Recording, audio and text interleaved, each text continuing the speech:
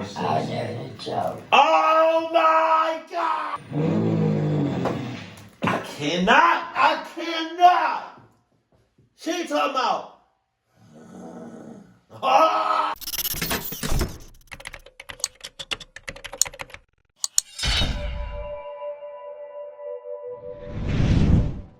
So this is from Conjuring 3, right? The devil made me do it. No, it's from the second one with the little girl getting possessed.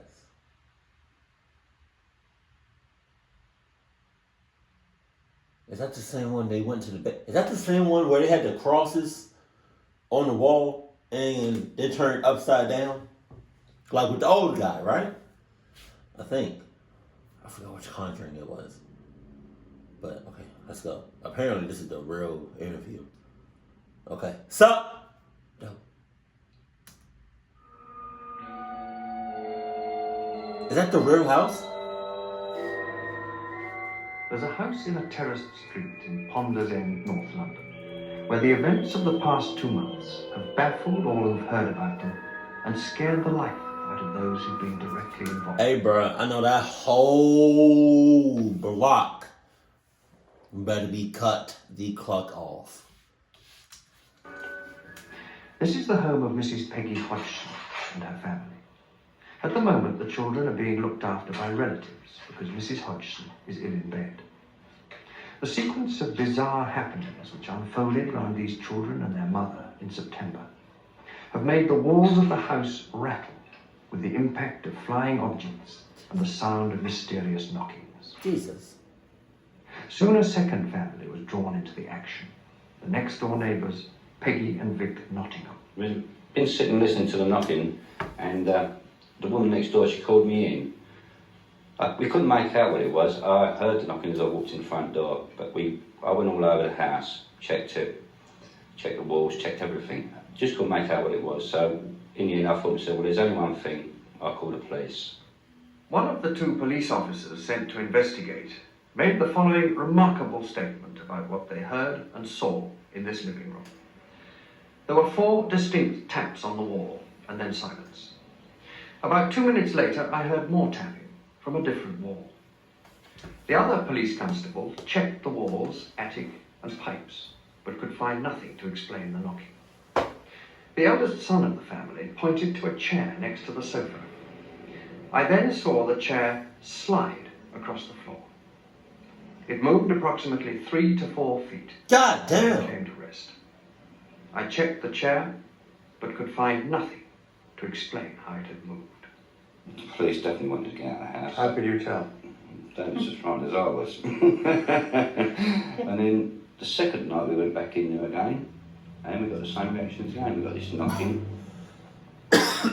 And then to see a Lego.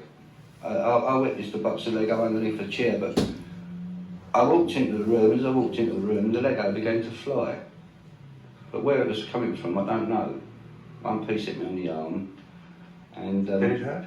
Oh, it brought a lump up. It caught me on the elbow, and it brought a lump up. And as I One say, tiny little piece? One tiny little piece of Lego. Now, it's not much bigger than 3/4 inch, but it caught me on the elbow, and as I say, it brought a lump up.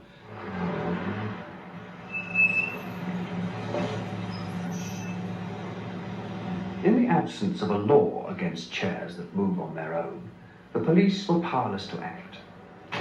So the neighbours called in the man from the Society for Psychical Research. Maurice Gross is an inventor who devotes his leisure to investigating the supernatural. Since coming on the case, he's made several recordings of what he says are unique examples of a poltergeist in action. Oh, God. Tapes can, of course, be faked, but in this one, recorded in a bedroom after the family had gone to bed, the reactions of the Hodgson children to some very strange occurrences seem totally genuine.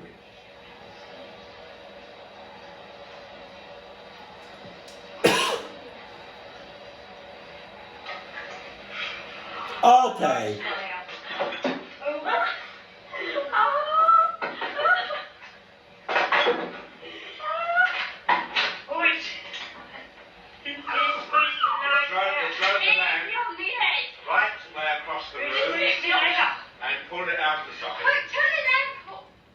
The white plug was pulled from the socket 3 times after that. Oh my God. Then, after a period of watching and waiting, something even stranger happened. Who's that shaking the door? Oh. What's on there? Mum's not. Where is she? Oh!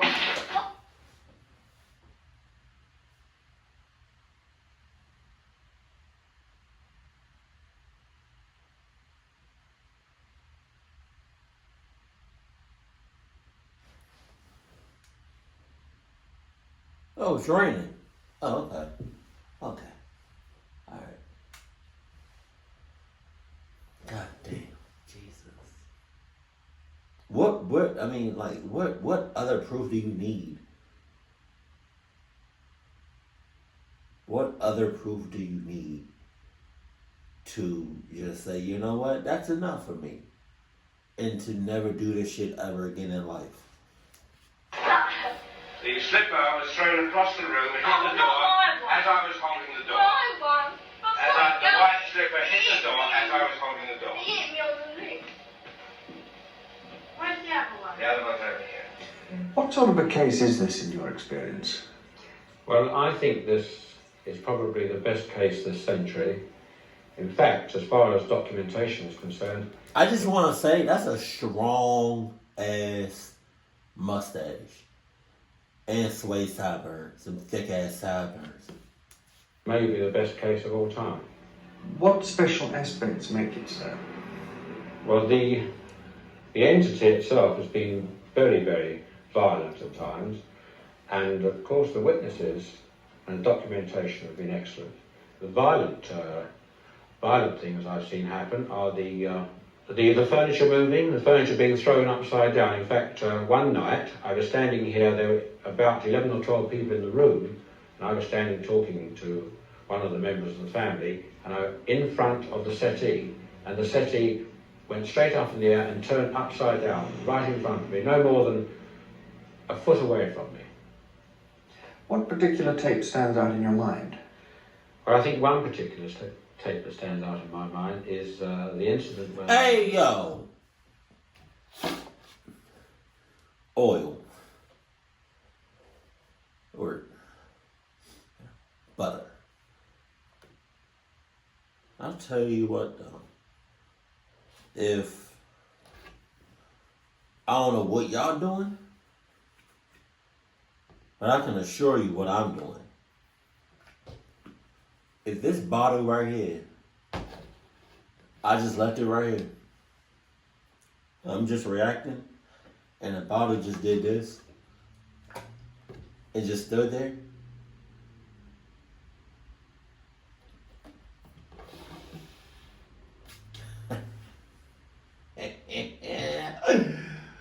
Hey God, what's up?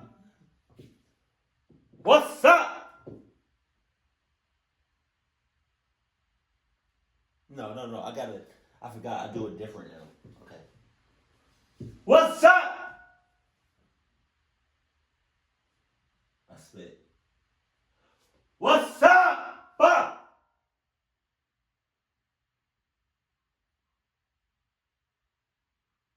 What's up?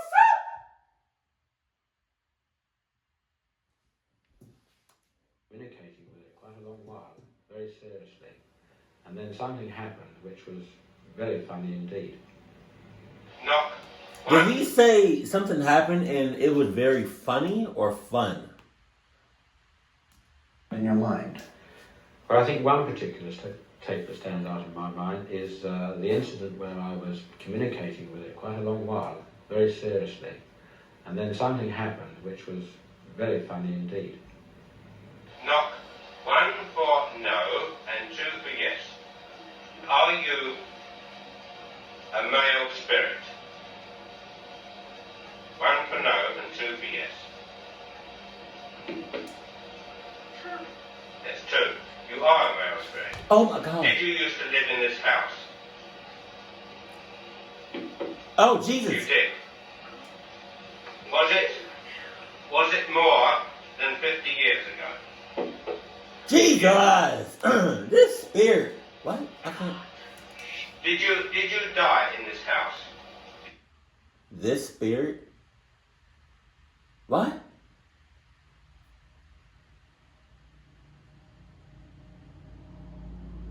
We good? This spirit is very, very active right now. And I don't know if I like that or not. You pass on. You did pass on in this house. Now, why are you here? Are you unhappy? You're not unhappy. But why are you here? Is it because you want to give us a special message? No. You don't want to give us a special message. Are you having a game with me?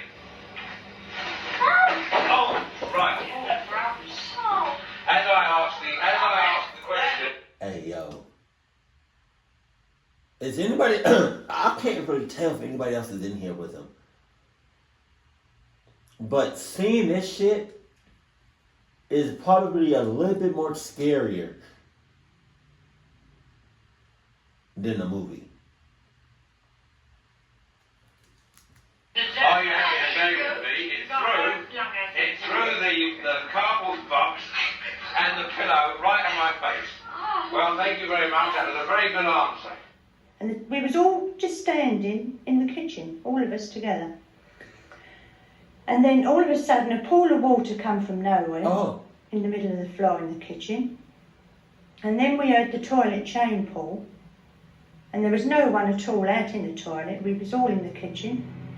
And the door opened in the toilet, then the chain went, and as we walked out there, the toilet brush came from the thing what it was in, the container, and the brush just come up and settled on top of the toilet. Jesus. Just like that, as if someone had just gone in there, pulled the chain and then took the brush up and to wash the toilet. And the doors, and then the bathroom door opened, and the kitchen table has just tipped up.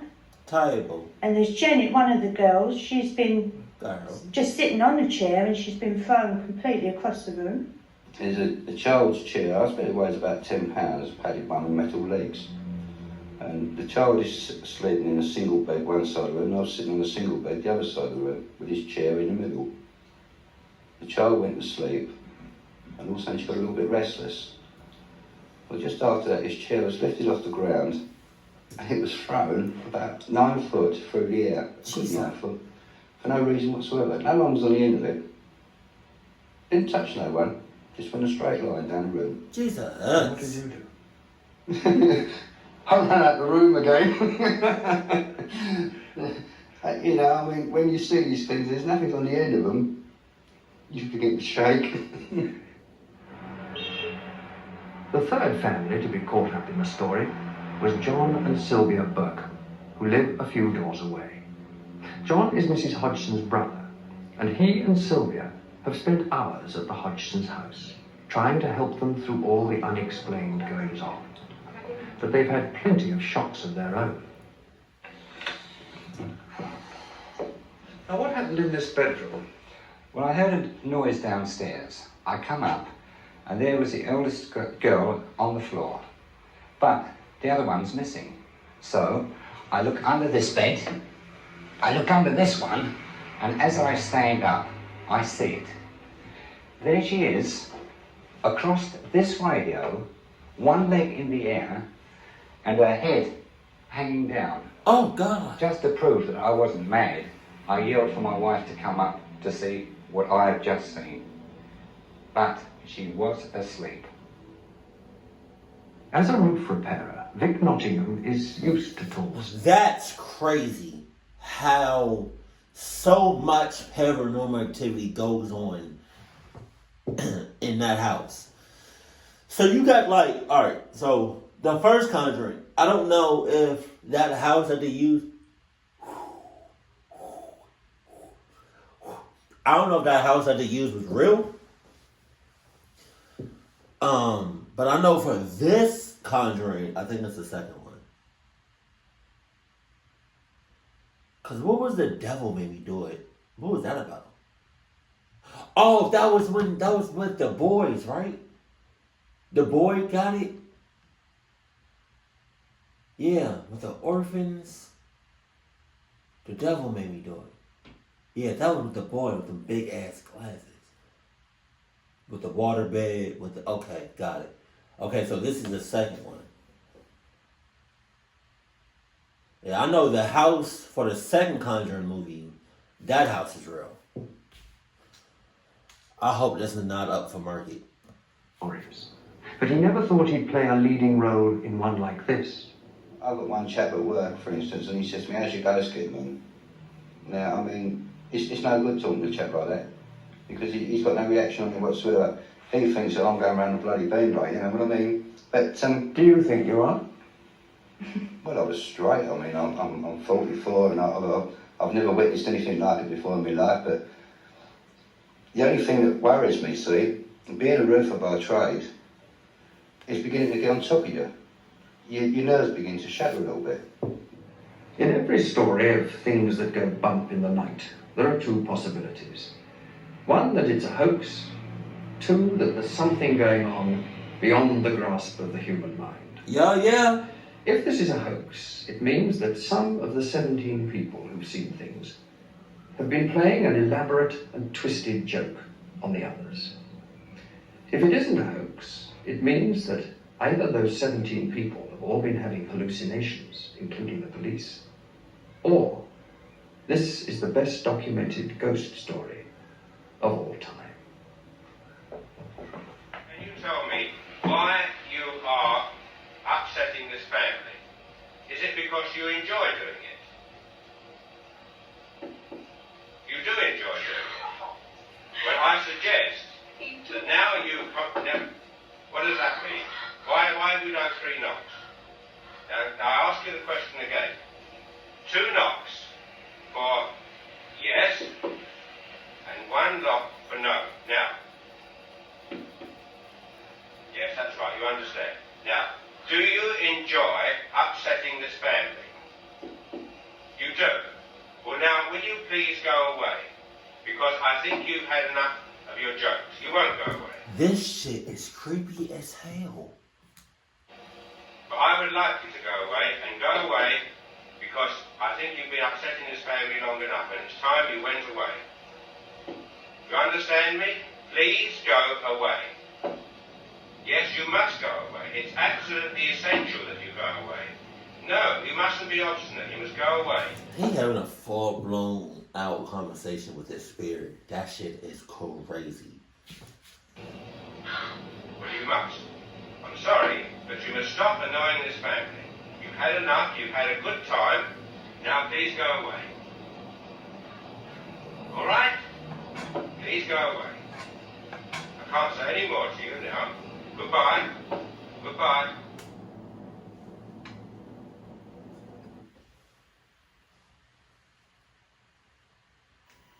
These teenage sisters believe they're haunted by a poltergeist.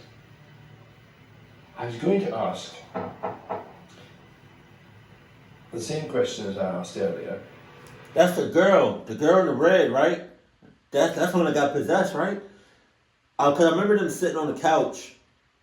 They had an interviewer when they were sitting on the couch. So is that this? Oh shit! Cause I remember in the movie, the little girl was talking to. She was talking with a demonic voice. Oh, on me! I better not hear this shit right now. How many voices are there? Wait a minute. Wait a second now. Wait a second. Can we just wait a second. Wait a second now. Oh wait, I need surround sound for this shit. Cause am I hearing this shit right? She's dumb. I keep wanting to say domestic. She's talking. She's already possessed, and this shit is real.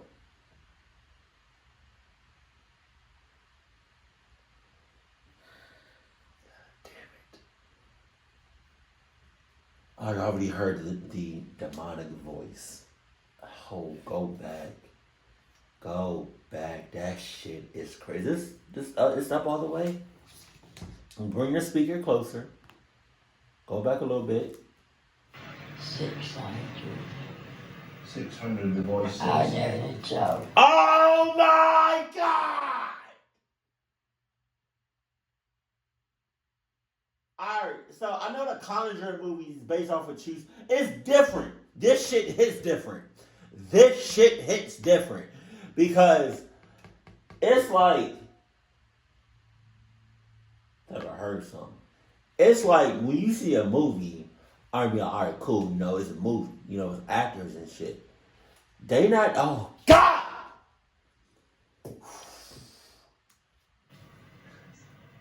How many really are there, Margaret? I think so far we've had 10 Right. sensible voices. But the rest of the names are absolute rubbish. I cannot! She talking about, oh! Out of it. Yo, if I was like a part of the film crew or whatever that was recording them just now, I would have been off camera in the same room just shitting we all would have been standing up and I would have just been peeing on myself and shitting on myself the whole time. And I would have had a straight face doing it.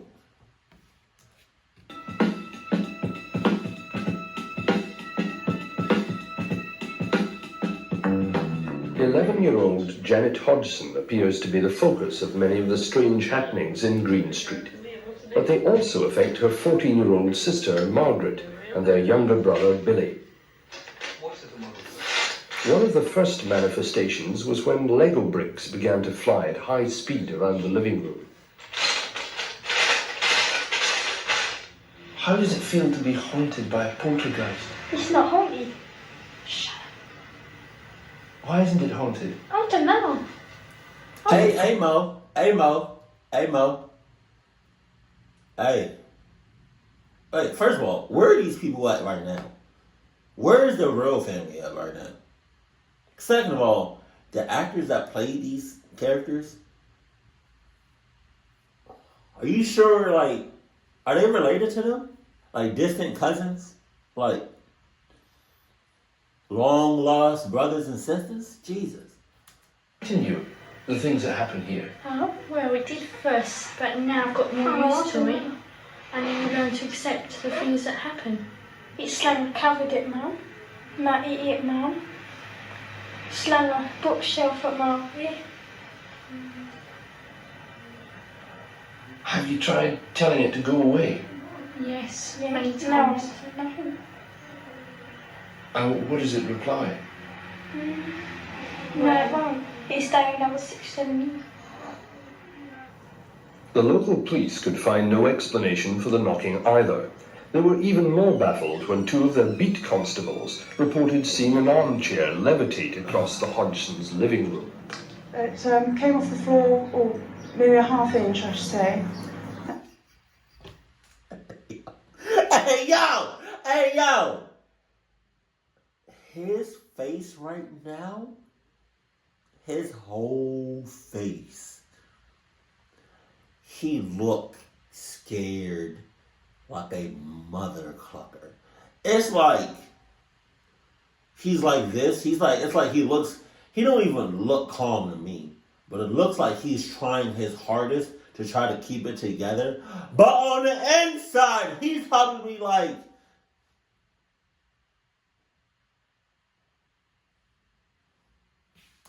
I saw it slide off to the right, about 3.5 to 4 feet before it came to rest.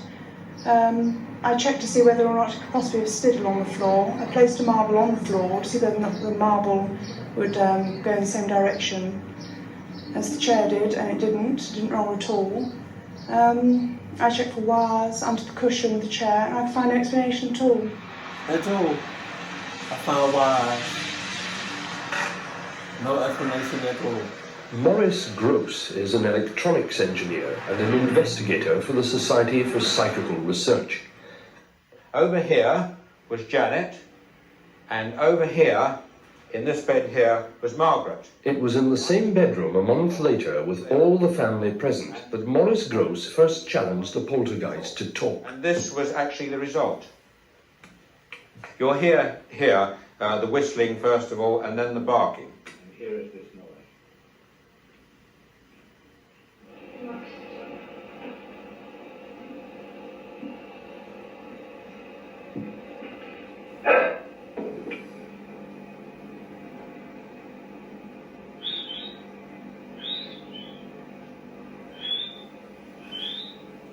The barking here is quite extraordinary, actually. I cannot. We got nothing here. I then said to it, as I said on the tape here, I then said to it, if you can whistle and bark and groan, then you can talk. And I asked it to actually say my name. Well, just a minute. Right, we'll try again. I want you to call out my name, and my complete name, Maurice Gross. See if you can do that.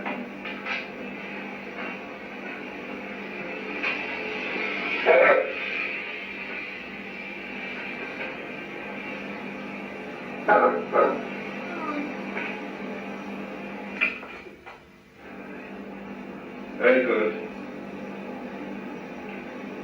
Let me hear you say my name again. Come on, let me hear you say my name.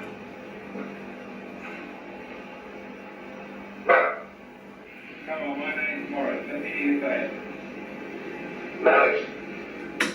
Now that was the first time we heard the voice, and since then we've been hearing it again and again. And it's been getting louder and louder. What about the voices? When did the voices start? December 12th. December the 12th? Yes. And how did they start? Well, one night Mr. Gross was talking about it about 8:30. He said, all we need now is the voices to talk. And that night I went to bed and I can't remember exactly what happened.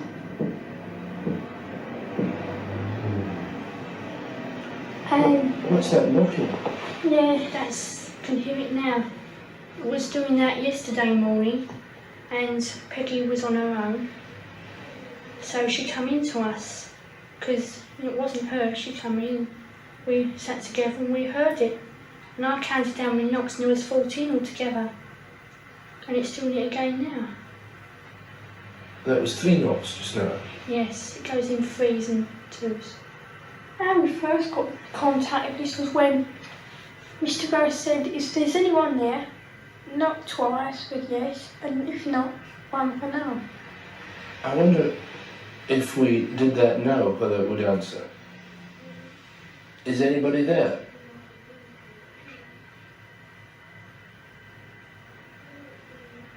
Is anybody there?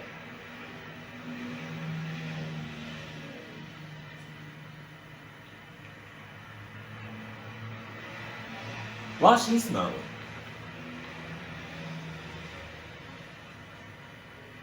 Nothing. No. It doesn't always do it to order. No, it doesn't. It goes in spasms. Like we're talking now.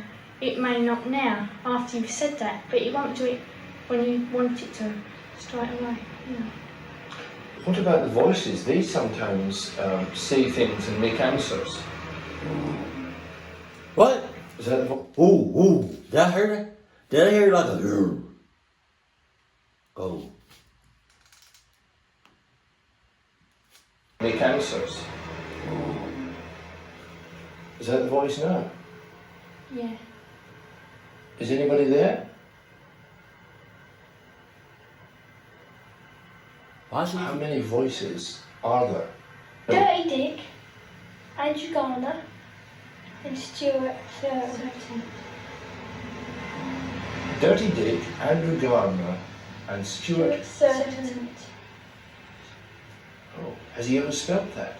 Oh, yeah. No. Mr. Gross asked him, but it's like distracted Mr. Gross last night when he asked. Or some time ago. And what do you think these are? Are they people or are they just voices? Could be spirits, I don't know. I believe it's a form of a spirit speaking for us somehow. No. We don't get this at school, these voices are.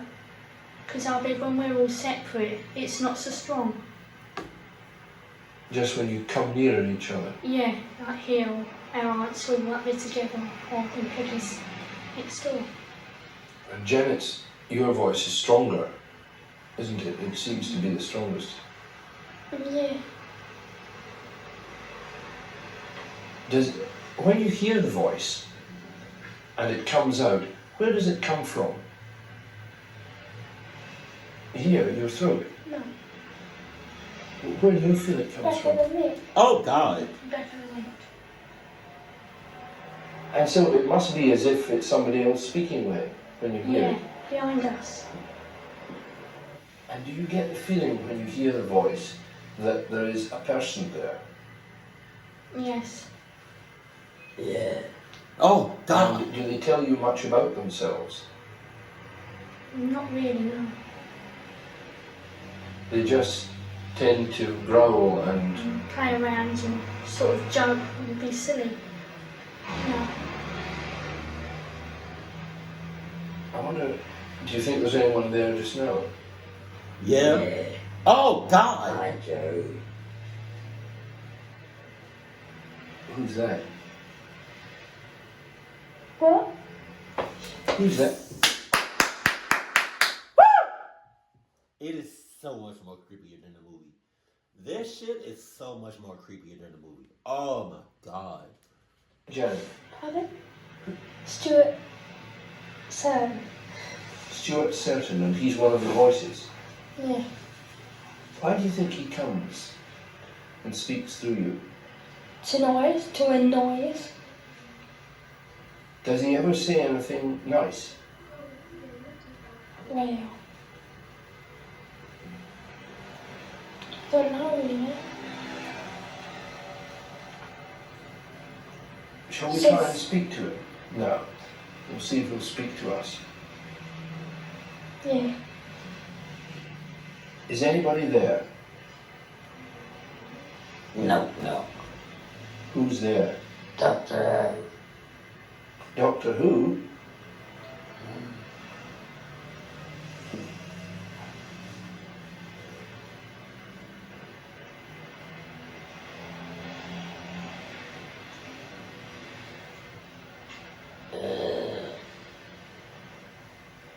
Goose chasers here. Mr. Gross, a lot of people, hearing these voices produced by the children, will simply say that they are very good ventriloquists and that this is all a hoax. How would you react to that? Certainly not. They're certainly not very good ventriloquists. We have had tests on them to see whether they can ventriloquize.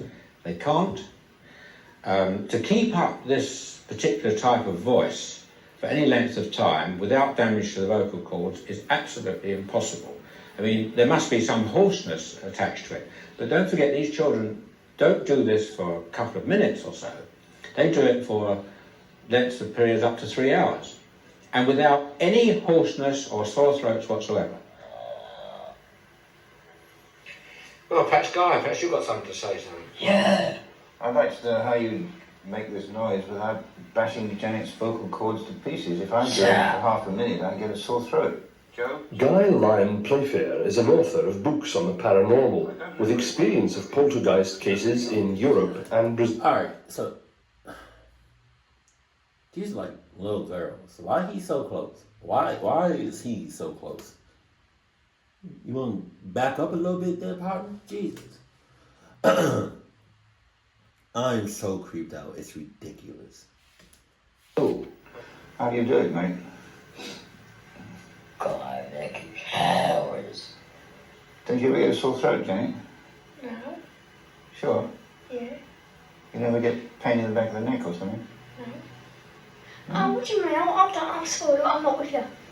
What? Oh, you're with me now? With me? Sensation in the back of the neck, yeah. Well, tell us about that. I don't know. No, tell me about that. You get it now? Buzzing in the On back the of the top neck. chair. Do you feel it vibrating as if it was sort of... No, like someone Someone got what? their hand on the back of my neck like that. Oh my God. Poltergeists seem to Jesus. thrive on an atmosphere of tension that is partly sexual. The fact that most of the focuses are adolescents seems to contribute to the mischievous nature of the effects, leading some to suggest that the kids are faking or enjoying a laugh at the expense of the investigators. But to create all the bizarre effects that went on in this house either involves a gigantic conspiracy with the neighbours or a disruption in our laws of mind and matter.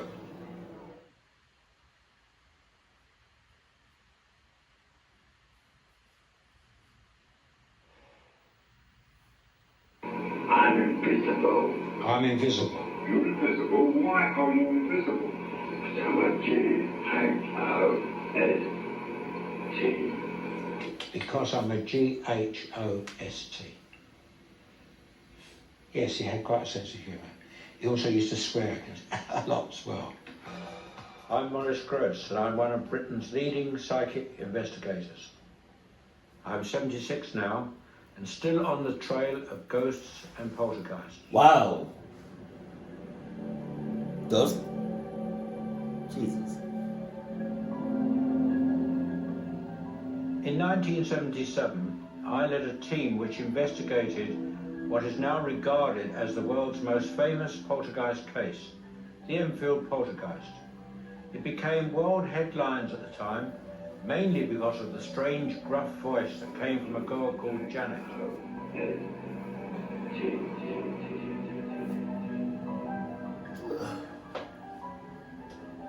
Hollywood soon got in on the act, and the makers of several box office hits acknowledged a debt to my case in Enfield. I've never been able to forget that voice. He called himself many names, but mostly Bill or Fred. I still listen to the 180 hours of tapes I recorded during the investigation.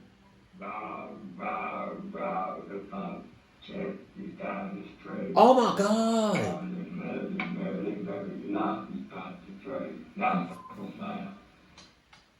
This voice is coming from an 11-year-old girl.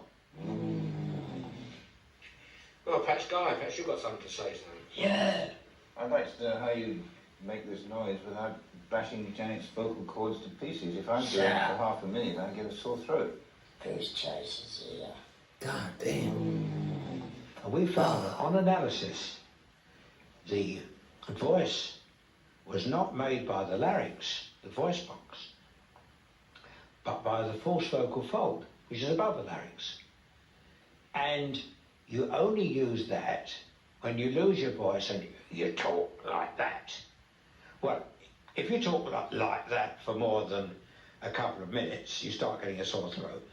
Talk like that for 5 minutes or so, you're going to start doing damage to your throat. And yet this voice used to speak up to 3 hours at a time. Not continuously, of course, but up to 3 hours at a time, without the girl showing any distress at all. Absolutely remarkable. The voice was part of it. The girl levitated, going from horizontal to vertical in a sixth of a second. Furniture was thrown around the rooms. The house was swarming with journalists. But after 4 days, they were baffled and frightened and called my team for help. The policewoman gave a sworn affidavit of the extraordinary activity she witnessed. Even the ghost chipped in. The death certificate confirmed the truth of what the ghost was saying.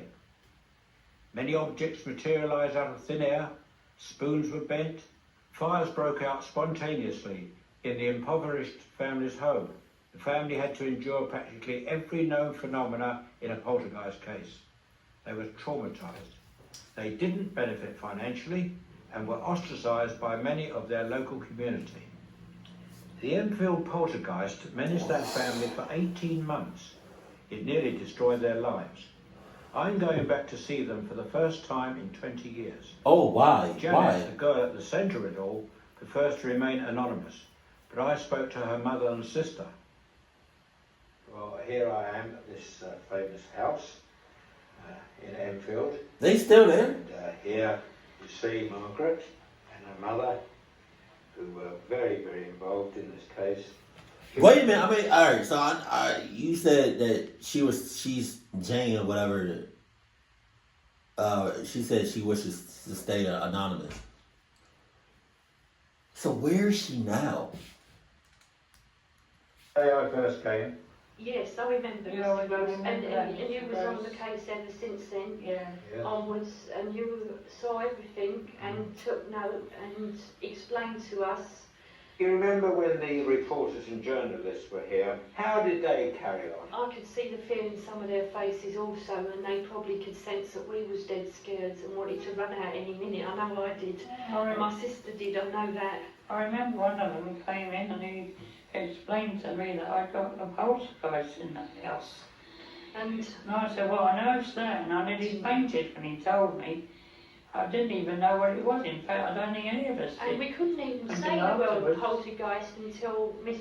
Rose from Psychical Research explained how to say poltergeist. That's me. and also what it actually meant was it German? Was it? Yeah, poltergeist, noisy in the meaning of it. Also, which he explained to us. What do you say to people who say to you, with you children playing around? What do you say about that? I say that's a matter of opinion. If you haven't experienced it, you're going to say that. But it did really happen. It upsets me deep down to think that they can't give us an open mind, the ones that just put it down completely. But all I can say to them is I wish they can experience the same thing as what we went through. Oh, don't wish that on me. I believe you. I believe you. Do not wish that shit on me. I wouldn't say it was false or fake or it was child playing or anything of that kind. The welfare of people at the centre of poltergeist activity is very important.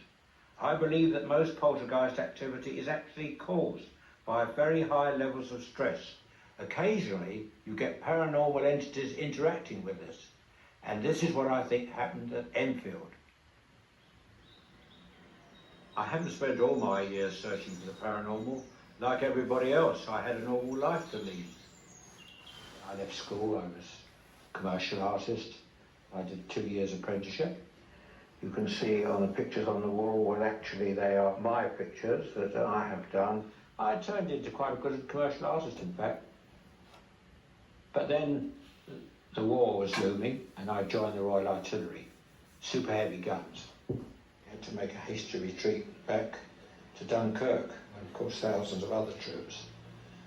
And we were bombed and blitzed to hell there. It really was rough going. I suppose I was one of the reasonably lucky ones. I got off on a destroyer. I met Bessie at a tea dance in Marble Arch. Always very taken with her, right from the word go. And it was on a Sunday, and I met her on the Sunday, proposed to her on the Thursday, and in 10 weeks we were married. Jesus. Because everybody said at the time, oh, these war marriages, it would never last, it would never last. I don't know, perhaps it won't. I mean, it's only 51 years now, so I suppose I think I can say it lasts. We've had a good life.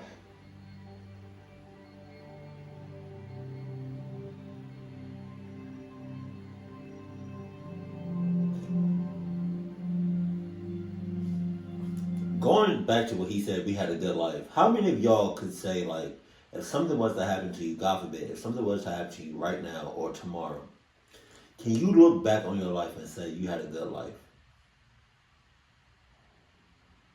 I did. I had a pretty good life. Yeah. I love sea turtles. I know that's probably not a sea turtle, but I love sea turtles.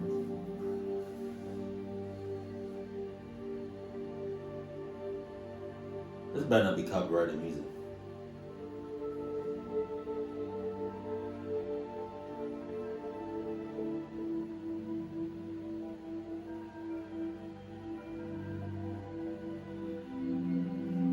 A good life, that is, until the death of our youngest daughter, Janet, in a road accident. Betty and I believe that Janet tried to contact us after her physical death. You might believe that was just our way of dealing with bereavement, but it was a turning point in my life. I decided to carry out serious research into the paranormal and join the Society for Psychical Research. This is now my psychic HQ. The Society is the world's leading centre for the scientific study of the paranormal. I'm the chairman of the Spontaneous Phenomena Committee. People write to us from all around the country with their strange cases, which we investigate on a non-fee paying basis. Can you recap on who he said was psychologically disturbed? He said What something name, of who was it? Because there's so many That's names. the covering letter, isn't it? Yeah, on the covering letter. There's so many people mentioned there. No, the 60s, and a retired university lecturer. Well, I think we can dispense with that case then, yes.